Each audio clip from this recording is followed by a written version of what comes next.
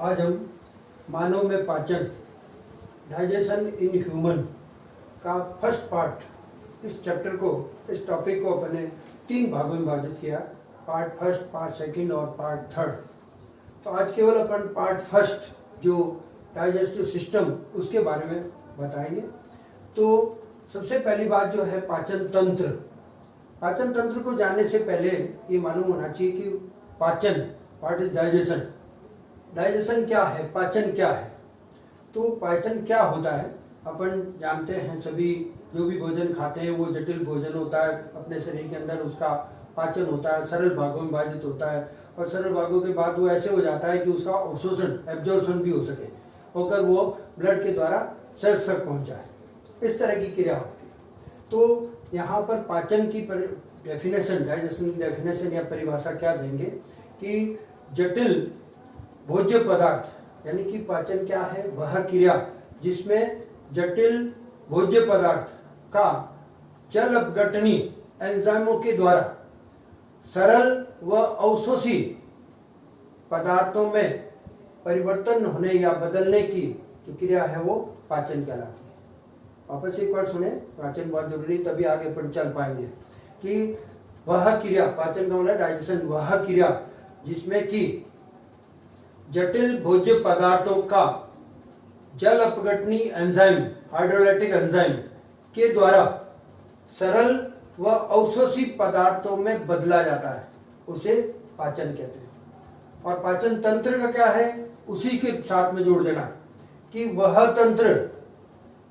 तंत्र जिसके द्वारा जटिल भोज्य पदार्थों का जल अपघटनी एंजाइम, हाइड्रोलाइटिक एंजाइम के द्वारा सरल व अवशोषी पदार्थों में बदलना जाता है, वो तंत्र पाचन तंत्र कहलाता है।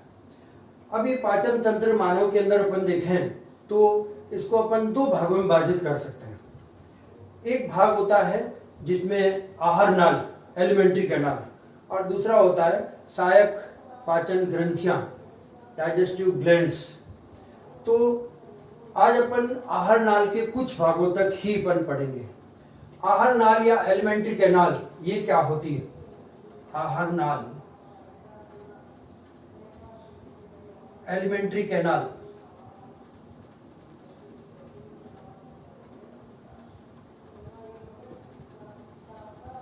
मानव में मुख से लगाकर गुद्दा तक, यानी फ्रॉम माउथ टू एनस, एक नलिका जैसी रचना जो होती है वो क्या कहलाती है? आहार नाल या एलिमेंट्री कैनाल कहते हैं। प्रारंभ कहाँ से होती है? Start from mouth, then end at anus, यानी कि मुख से गुद्दा तक जो रचना, एक नलीनुमा रचना, पेशी रचना जो होती है उसको क्या कहते हैं? आहार नाल।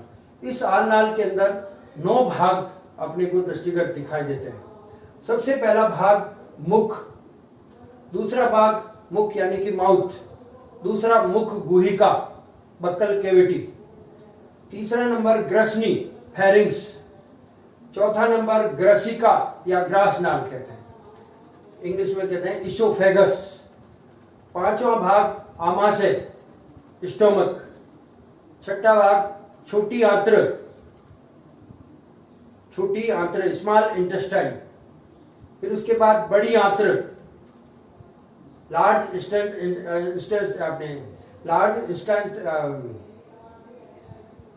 इंटेस्टाइन और लार्ज, उसके बाद में नेक्स्ट भाग आता है मलाशय, रेक्टम, और लास्ट के अंदर गुद्दा या एनस। तो ये 9 भाग हो गए। पहला मुख, माउथ, दूसरा मुख गुहिका, बक्कल कैविटी, थर्ड ग्रसनी या फेरिंग्स, फोर्थ, चौथा नंबर ग्रसिका या इसोफेगस, फिफ्थ आमाशय, स्टोमक, सिक्स्थ स्मॉल इंटेस्टाइन, छोटी आंत्र, देन सेवंथ लार्ज इंटेस्टाइन या बड़ी आंत्र, 8वां भाग रेक्टम या गुद्दा, और 9वां भाग एनस, ये मलाशय और गुद्दा लास्ट में। तो ये 9 भाग, इन 9 भाग में से 5 भाग अपन यहाँ पर स्टोमक तक आज इस फर्स्ट भाग में पढ़ेंगे। सबसे पहली बात आती है माउथ, मुख। मुख क्या है? माउथ मानव में अपन देखते हैं कि दो ओष्ठों के बीच, ऊपरी ओष्ठ और निचली ओष्ठ के बीच में जो छिद्र पाया जाता है उसको अपन कहते हैं मुख। Aperture in between the upper lip and lower lip is called mouth. तो दोनों लिप्स को खोलने पर माउथ अपने को दिखाई देता है कि ये छिद्र है जो मुख है। ये मुख अंदर की तरफ मुख गुहिका में खुलता है, बक्कल कैविटी, मुख गुहिका, दूसरा भाग अपना मुख गुहिका बक्कल कैविटी में खुलता है। मुख गुहिका बहुत इंपॉर्टेंट चीज होती है और बहुत बड़ी भी होती है। उसका आगे आगे का भाग जो है वो तो कहलाता है बक्कल कैविटी या मुख गुहिका। उसी का पीछे का भाग जो है वो ग्रसनी या फेरिंक्स कहलाता है। तो अपन सबसे पहले देखते हैं मुख गुहिका। मुख गुहिका अगर अंदर से संरचना देखें, अपन उसकी स्ट्रक्चर देखें, तो उसका ऊपरी भाग जो है, ऊपरी स्तर, वो दो प्रकार के तालु, कठोर तालु और कोमल तालु, तालु यानी पैलेट्स, कठोर और कोमल, उनका बनाव होता है। उसके पास में साइड्स देखें तो वो भीतियां होती है, पेशियों की भीतियों से बना रहता है। और उसका नीचे का भाग जो आधार तल है, वो आधार तल या आधार जो है, वहां पर एक जीवा होती है, पेशीय जीवा, मस्कुलर लिंगुअल, वो पाई जाती है। इस तरह से मुख गुहा जो है वो बनी रहती है। उस मुख गुहा में अपन देखें कि दो जबड़ों से घिरी रहती है, ऊपरी जबड़ा और निचली जबड़ा।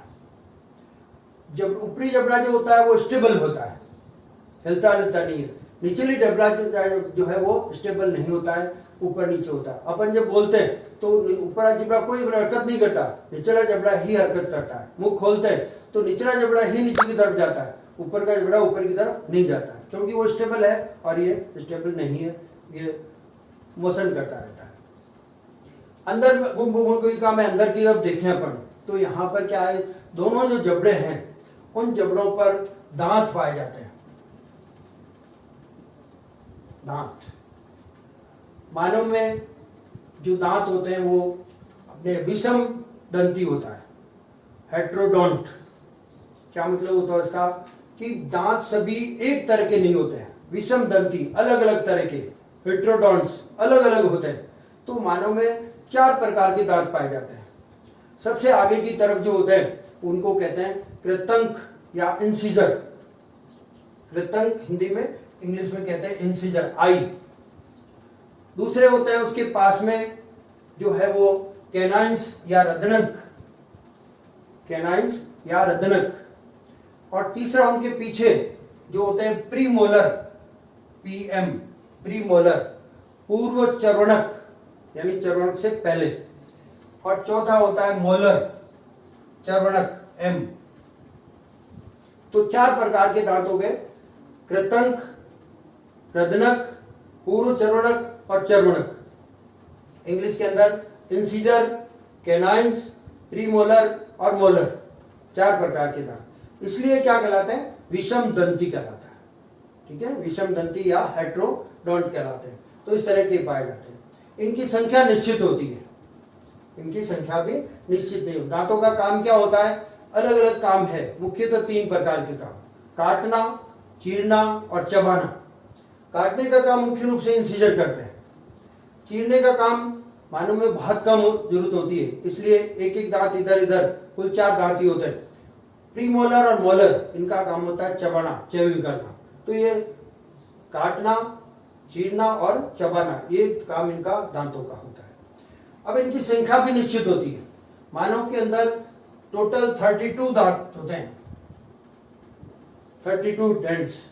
और इनका एक डेंटल फार्मूला, दंत सूत्र होता है। दंत सूत्र मतलब एक साइड के अंदर ऊपर और नीचे के दांत, उसको 2 से मल्टीप्लाई कर देंगे तो दोनों तरफ के आ जाएंगे।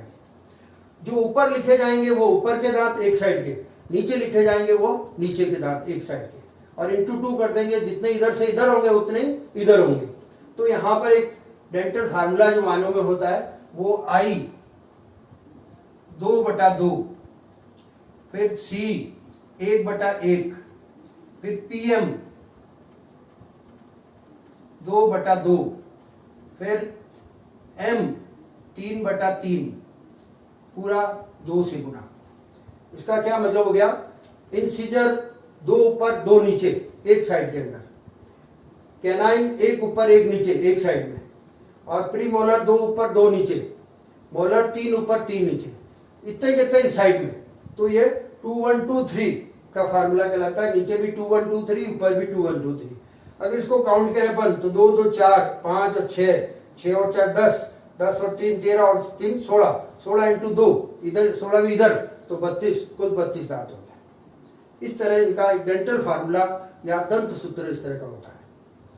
उसके बाद अपन देखते हैं कि ये दांत जो होते हैं वो द्विबार दंती होते हैं। द्विबार दंती यानी बायडोंट्स कहलाते हैं। 2 बार ये उत्पन्न होते हैं, एक बार नहीं होता है, जिसको अपन कहते हैं दूध के दांत जो बच्चे में आते हैं वो 20 ही होते हैं। उसके अंदर ये मोलर नहीं होते। मोलर नहीं होने से केवल ये 20 दांत ही होते हैं। ये अस्थायी होते हैं। अस्थायी यानी कि कुछ समय के बाद में बच्चा जब 6-7 साल का होता है उसमें टूटने शुरू हो जाते हैं और ये टूटते जाते हैं, नए आते जाते हैं। जो नए आएंगे वो स्थायी दांत होंगे, वो ये दांत 32 दांत होंगे। इस तरह से 2 तरह के ये दांत होते हैं। ये दांत जो है वो अपने जो अस्थियां होती है, जबड़े में जो अस्थि उसके अंदर धंसे हुए रहते हैं, मजबूती से जकड़े हुए रहते हैं। इस तरह के दांत की संरचना अपने दी है। दांत की जो किस तरह से कितने होते हैं, कहाँ कैसे लगे रहते हैं, वो सारी चीज इसके अंदर आ गई। तो मुख गुहिका के अंदर ये चीज होती है। दूसरी चीज होती है जीवा, लेगल जो है वो उसमें उसके जो है पीछे से जुड़ी रहती है और भोजन ग्रहण करने के लिए आगे की तरफ आती है और भोजन को ग्रहण करना और भी उसके काम होते हैं। तो अगर आगे के पाचन क्रिया में अपन देखेंगे तो इस तरह जीवा होती है जो मस्कुलर, टोटली मस्कुलर होती है, पेशियों की बनी होती है। इसके अलावा 3 जोड़ी लार ग्रंथियां आकर खुलती है, वो मस्तिष्क या ये सिर में होती है, वो आकर यहाँ खुलती है और लार मुख गुहा में आती रहती है। उसको भी वहां पर देखेंगे। फिर नेक्स्ट भाग आता है ग्रसनी, फेरिंग्स। तीसरा भाग ग्रसनी, इंग्लिश में कहते हैं फेरिंग्स, हिंदी में भी फेरिंग्स कहते हैं। फेरिंग्स क्या बात होता है, बहुत इंपॉर्टेंट भाग होता है। ये एक्चुअल में भोजन यानी पाचन और श्वसन और सुनना तीनों से कनेक्ट होता है। इसीलिए हॉस्पिटल के अंदर एक डिपार्टमेंट होता है ENT। ई का मतलब ईयर, एन का मतलब नोज और टी का मतलब थ्रोट। कान नाक गला विभाग पूरा अलग बना रहता है। वो एक यहाँ पर पीछे की तरफ यहाँ का जो भाग होता है, यहाँ मुख गुहा के पीछे का भाग जो गुहा रूपी चैम्बर लाइक होता है, उसको यही ग्रसनी या फेरिंग्स कहलाता है। इसके अंदर 3 चीजें आकर खुलती है। यहाँ जो नासा छिद्र होते हैं तो यहाँ से नासा गुहाएं चलती है और नासा गुहाएं यहाँ आकर ऊपर की तरफ ऊपरी जबड़ा है वहां पर आंतरिक नासा छिद्र के रूप में खुल जाती है, तो वो भी फेरिंग्स में खुलती है। मुख गुहा इसका संबंध है ही है और इसका यहाँ से ग्रास नाल से संबंध होता है, गले से संबंध होता है। इसका गला इसके अंदर इसे यहाँ से शुरू होता है। और तीसरा यहाँ कर्ण के अंदर एक नलिका होती है, यूस्टेकियन नलिका, यूस्टेकी नलिका या यूस्टेकियन ट्यूब होती है। वो दोनों कान से यहाँ इसके अंदर एक दोनों साइड के अंदर आकर खुलती है। तो यहाँ फेरिंग्स का संबंध नोज से भी हो गया, गले से भी हो गया और ईयर से भी, कान से भी हो गया। इसलिए ये ENT एक ही डिपार्टमेंट बना। एक बीमारी होती है तो सभी बीमारियां हो जाती है। अगर किसी को जुकाम हुआ तो गला ही खराब हो जाता है, नाक भी खराब हो जाता है, धीरे धीरे कान भी खराब हो जाता है। यूस्टेकियन नलिका के अंदर भी ये कफ जो फंस जाता है, वो भी प्रॉब्लम हो जाती है। तो वो ENT डिपार्टमेंट पूरा इसी तरह से होता है। तो ये फेरिंग्स बहुत इंपॉर्टेंट चीज है। यहाँ पर ये श्वास के काम आता है, ये भी आता है, सब में इसके काम आएगा। यहाँ से क्या है कि इंपॉर्टेंट चीज एक और होती है। यहाँ पर अपन एक 2 नलियां यहाँ से शुरू होती है। कहाँ से? जो ग्रसनी का जो अंतिम भाग जो गला शुरू होता है वहां से 2 नलियां शुरू होती है। एक नली आगे की तरफ होती है अपने यहाँ पर, ये श्वास नली होती है जो श्वसन से संबंधित है। जो नासा छिद्रों से सांस आएगी वो नासा गुहाओं से होती हुई आंतरिक नासा छिद्र से ग्रसनी में, ग्रसनी से इस श्वास नली या ट्रेकिया जिसको कहते हैं, इस ट्रेकिया में आती है। तो सांस का काम इस तरह से चलता है। इसके पास में दूसरी नली होती है, इसको श्वास नली कहते हैं या ग्लोटिस कहा जाता है। इसको ग्लोटिस जो लाल रंग की है, जो श्वसन से संबंधित है, उसको ग्लोटिस या ट्रेकिया कहते हैं। ग्लोटिस यानी कि यहाँ का जो छिद्र होता है उस छिद्र को कहा जाता है ग्लोटिस, और जो नली शुरू होती है वो ट्रेकिया कहलाती है। इसी तरह से यह हरी वाली नली जो अपन देख रहे हैं, जो पीछे की तरफ होती है गर्दन की तरफ, यहाँ का जो छिद्र होता है वो गलट कहलाता है। गलट यानी कि जो अपने ग्रास नाल का छिद्र जो कहलाता है वो यहाँ ये गलट। तो ग्लट और ग्लोटिस दोनों ये छिद्र होते हैं। यहाँ से ये इसोफेगस यानी कि ग्रसिका शुरू होती है और ये यहाँ ट्रेकिया शुरू होती है। इन दोनों छिद्रों के बीच में एक रचना होती है जिसको एपिग्लोटिस कहते हैं। एपिग्लोटिस जो कि कार्टिलेज की बनी होती है, उपास्थि की बनी हुई, वो रचना यहाँ पर पाई जाती है। उस रचना का काम क्या होता है कि जब व्यक्ति चबाकर भोजन को अंदर ग्रहण करता है, निगल कहते हैं जिसको, तो यहाँ हरी वाली नली में निकलेगा तो उस समय ये लाल वाली नली के ऊपर ये एपिग्लोटिस आ जाता है। यानी ग्लोटिस यानी कि श्वास का छिद्र जो है उसके ऊपर ये एपिग्लोटिस है, उसको ढक देता है ताकि भोजन जो है चबावा वो श्वास नली में नहीं जाए।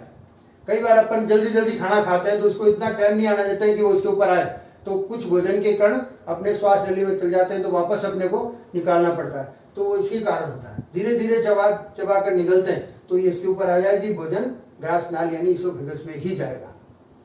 इस तरह यहाँ पर एक एपिग्लोटिस होता है। उसके बाद अब आगे चलते हैं पर नेक्स्ट भाग जो है वो ये ग्रसिका या ग्रास नाल, जिसको इंग्लिश में कहते हैं इसोफेगस। चौथा भाग, पहला मुख या माउथ, दूसरा मुख गुहिका या बक्कल कैविटी, तीसरा ग्रसनी या फेरिंक्स, और चौथा नंबर ये नलीनुमा रचना जो है वो क्या कहलाती है, इसोफेगस या ग्रास नाल या ग्रसिका। ये नली कहां से, गलट से शुरू होती है और आमाशय तक फैली रहती है, आमाशय में जाकर खुलती है।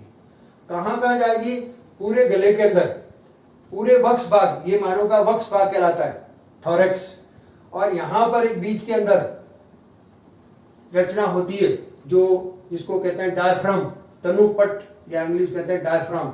ये डायफ्राम होता है वो थोरेक्स और एब्डोमेन दोनों को अलग करता है। इसको भेदकर और वो कहां पर, इस एब्डोमेन भाग में आ जाती है। यानी इसोफेगस कहां से, जो फेरिंक्स का एंड भाग है वहां से गलट द्वार, उससे होती हुई, गला से होती हुई थोरेक्स यानी कि वक्ष से होती हुई इसमें उदर भाग यानी कि एब्डोमेन में आ जाती है। यहां आकर आमाशय के अंदर खुलती है।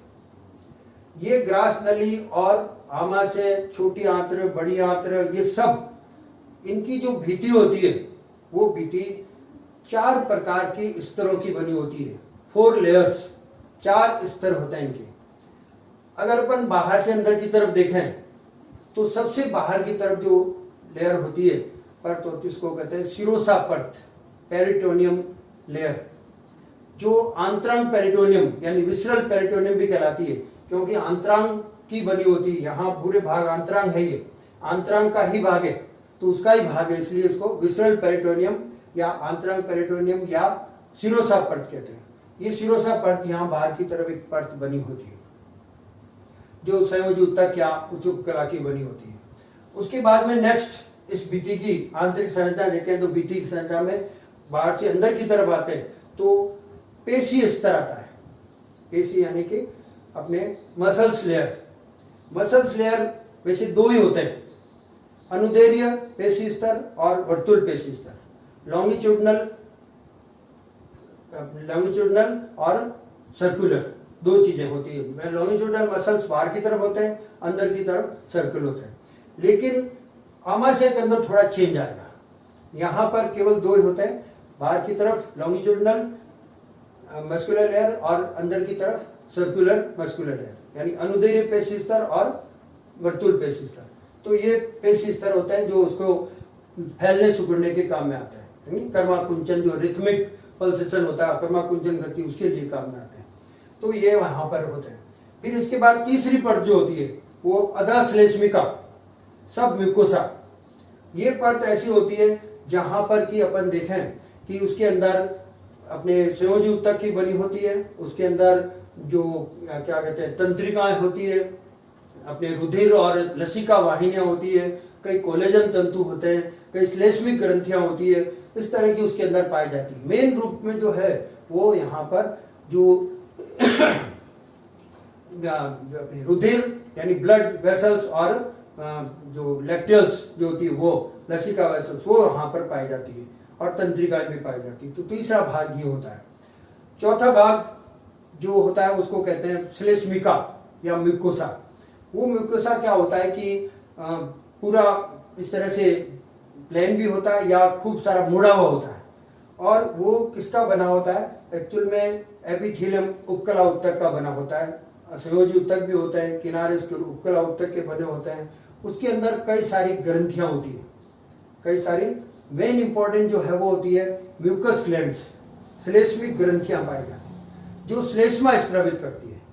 वो श्लेष्मा यहाँ पर शुरू से लगाकर एंड तक वो श्लेष्मा इसकी बीटी के चिपका हुआ रहता है, यानी जो म्यूकोसा है उस परत के चिपका रहता है।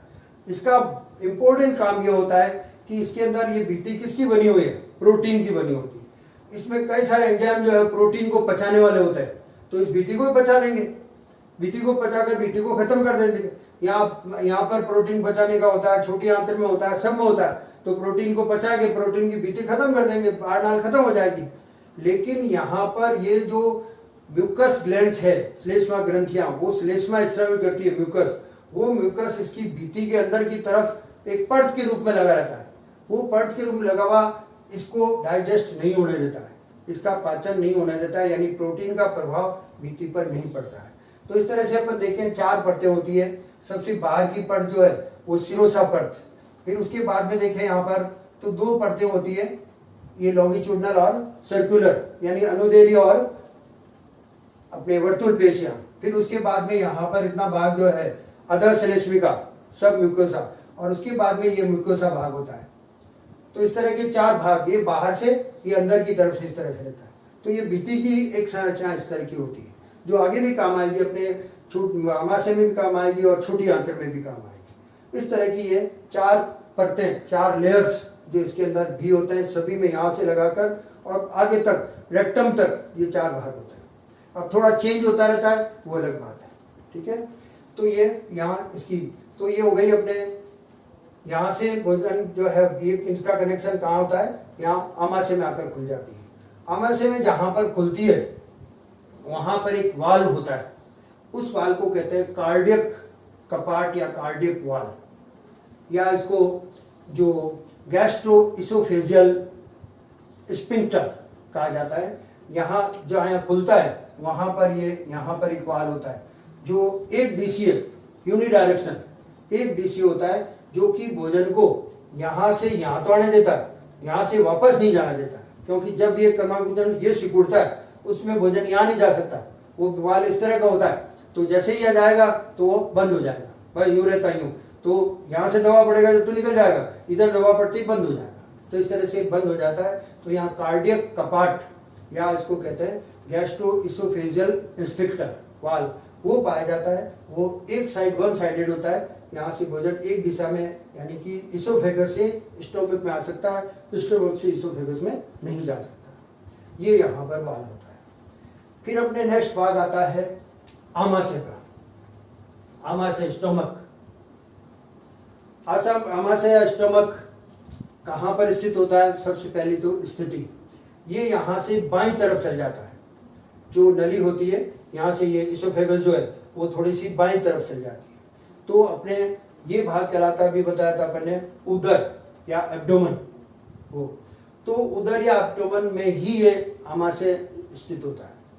कहाँ पर, थोड़ा लेफ्ट साइड में, इधर ही हार्ट होता है, हार्ट के नीचे ये होता है, हार्ट के नीचे ये होता है। और ये भाग डायफ्राम से अलग रहता है, डायफ्राम के ऊपर हार्ट है लेकिन नीचे आमाशय या स्टोमक है।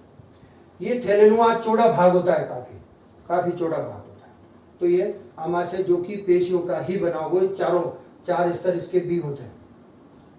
इस आमाशय को 3 भागों में विभाजित कर देते हैं, ठीक है। तो इसकी स्थिति या पोजीशन मालूम पड़ गई कि थोड़ा लेफ्ट साइड में होता है, जो ये जो क्या कहते हैं तनुपट या डायफ्राम है उसके नीचे की तरफ स्थित होता है, और इसोफेगस इसके अंदर आकर ही खुलती है।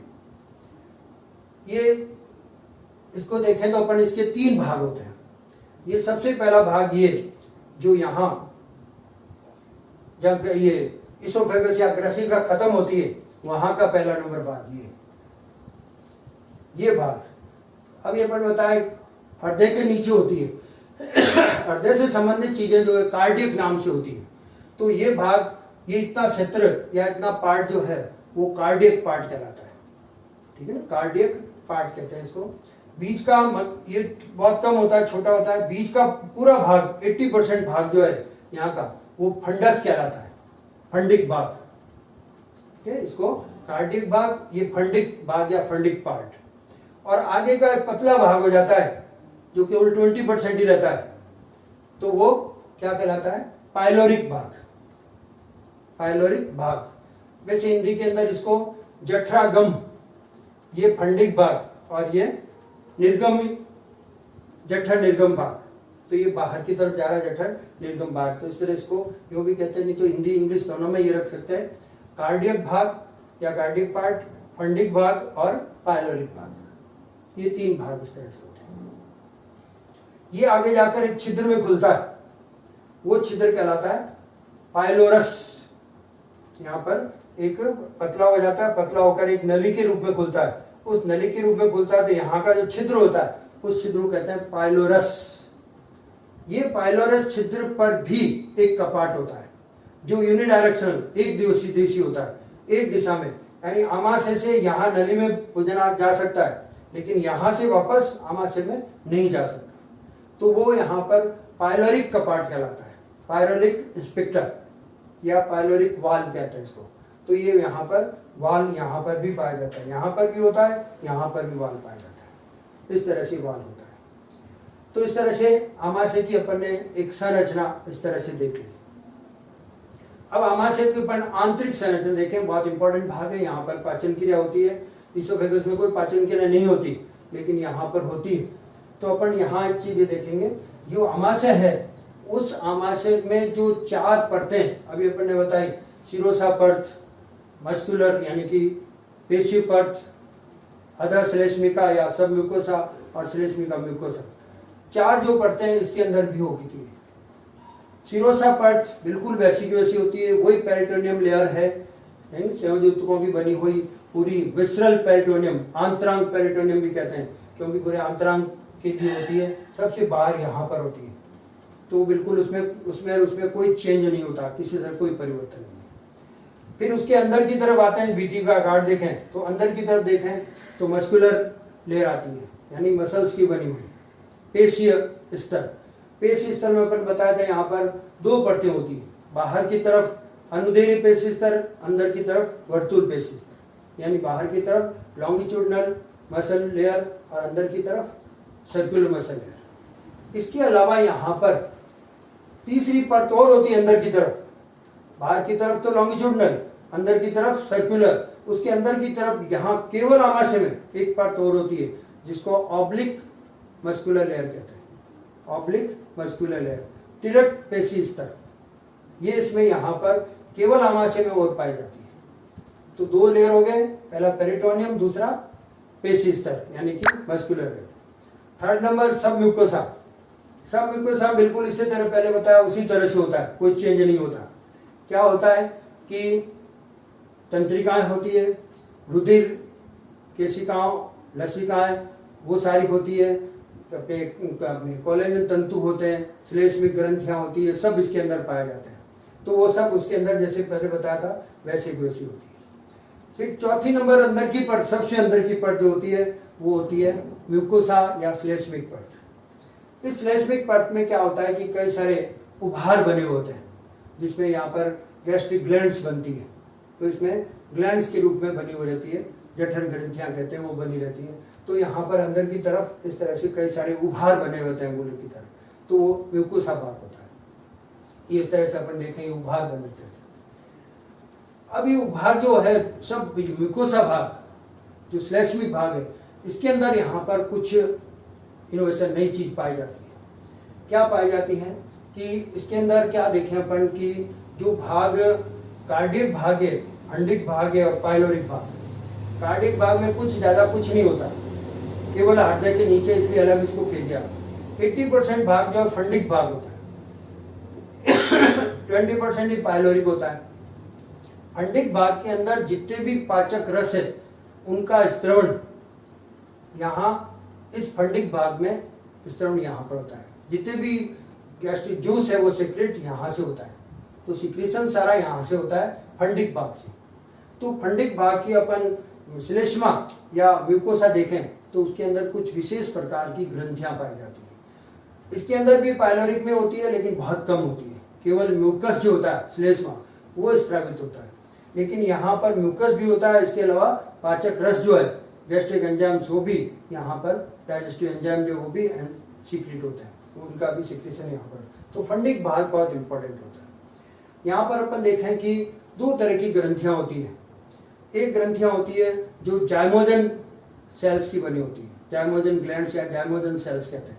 तो वो मुख्य होती है, जाइमोजन जो होती है वो मुख्य रूप से यहाँ पर जाइमोजन सेल्स जो बने हैं उनकी ग्रंथियाँ, जाइमोजन ग्रंथियाँ भी कह सकते हैं या सेल्स कह सकते हैं। वो सेल्स जो होती है जो फंडिक भाग में ज़्यादा होती है, फंडिक भाग में वो स्रावित करती है एक पाचक हार्मोन जो एंजाइम पेप्सिनोजन, पेप्सिनोजन का सिक्रीशन करती है वो। तो ध्यान रखें, पेप्सिनोजन का कौन करेगी? अपने जाइमोजन सेल्स करेगी। यहाँ पर जो कि मेन ग्लैंड्स होती है, मुख्य ग्लैंड्स होती है, उसमें कोशिकाएं जाइमोजन कोशिकाएं कहलाती है, सेल्स कहलाती है, और वो पेप्सोजन का स्त्रवण करती है। दूसरी तरह की जो ग्रंथियां होती है, सेल्स होती है, वो ऑक्सेंटिक सेल्स, ठीक है ना, इंग्लिश में ऑक्सीटिन कह सकते हैं, हिंदी में भी ऑक्सेंटिक सेल्स कहते हैं। ऑक्सेंटिक सेल्स जो है वो HCl का स्त्रवण करती है, secretion of HCl, hydrochloric acid. यहाँ पर एसिड भी स्रावित होता है जो HCl हाइड्रोक्लोरिक होता है।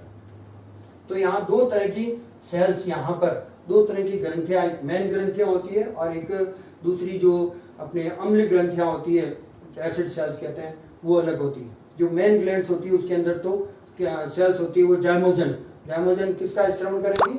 पेप्सिजन एंजाइम का, जो आगे जाकर पेप्सिन बनकर प्रोटीन का पाचन करता है, पाचन क्रिया में देखे यहाँ पेप्सिजन का स्त्रवण करती है।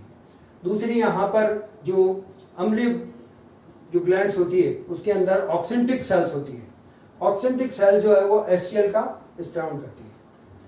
इसके अलावा इसमें जठर निर्गमी ग्रंथियां और होती है, जठर निर्गमी ग्रंथियां जो कि श्लेष्मिक ग्रंथियों से संबंधित होती है, श्लेष्मा स्रावित करती है। और वो श्लेष्मा यहाँ पर चारों तरफ इसकी जो सब म्यूकोसा है उसके ऊपर एक परत के रूप में जमा रहता है। ये म्यूकोसा भोजन को लसलसा बनाता है, काफी जो चिकना बना देता है, स्मूथी बना देता है, और इसके अलावा ये परत के ऊपर जो है वो चिपका रहता है यहाँ पर, ताकि ये किसी तरह से डिस्ट्रॉय नहीं हो, प्रोटीन इसके ऊपर कोई रिएक्शन नहीं करे, तो इस तरह से उसको बचाती है। पहले अपन देखा था यहाँ से सीक्रेट होना शुरू हो जाता है, आगे तक भी चलता है। तो यहाँ पर कुछ ग्रंथियां बहुत कम होती है, मेन ग्रंथियां इस फंडिक भाग में होती है। फंडिक भाग में इस तरह से इसका पाचन हो जाएगा, यानी कि पेप्सिनोजन स्रावित होगा और HCl स्रावित होगा। इस तरह की ये कोशिश अपने पदार्थ स्रावित हो जाते हैं।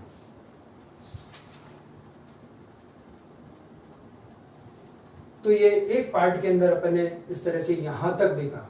यहाँ से आगे चलेंगे तो अपन ने छिद्र बताया था, पाइलोरस एपर्चर होता है, छिद्र होता है, वो यहाँ एक यू आकार की नली उसके अंदर खुलता है। इस यू आकार की नली जहाँ शुरू होती है वो छोटी आंत्र स्मॉल इंटेस्टाइन शुरू हो जाती है और यहीं पर होता है। ये यू आकार की नली को एक अलग नाम दे देते हैं, ड्यूडिनम, ग्रहणी। उस ग्रहणी के अंदर खुलता है। यहाँ पर भी अपन बताया था कि यूनिडायरेक्शनल एक दिशा कपाट होता है, भोजन को यहाँ से यहाँ देता है, यहाँ से यहाँ नहीं आने देता है। इस यू आकार नली के ऊपर की तरफ यहाँ पर एक पाचक ग्रंथि बताए अपन ने, जो डाइजेस्टिव ग्लैंड्स, वो लीवर होता है यकृत, और यहाँ यू आकार के अंदर यहाँ पर एक इरेगुलर अनियमित शेप की जो आकार की जो ग्रंथि होती है, जो अग्नाशय या पैंक्रियाज कहलाती है, वो पैंक्रियाज होती है। तो दो तरह की ग्रंथियाँ बहुत इंपॉर्टेंट होती हैं यहाँ पर, ये लीवर और ये दूसरी पैंक्रियाज। इन दोनों से जो पदार्थ स्रावित होते हैं वो इसमें ग्रहणी या ड्यूडिनम जो होती है वहाँ पर आते हैं। तो ड्यूडिनम कहाँ होती है, स्मॉल इंटेस्टाइन क्या होती है, लार्ज इंटेस्टाइन क्या होती है, आगे रेक्टम और एनस, उसको अपन सेकंड पार्ट में, और ये लीवर और पैंक्रियाज इसको सेकंड पार्ट में पढ़ेंगे। थर्ड पार्ट में डाइजेशन रिएक्शन जो है, पाचन क्रिया, उसके बारे में, डाइजेशन क्या है उसके बारे में, तीन भागों में इसको विभाजित कर दिया। धन्यवाद।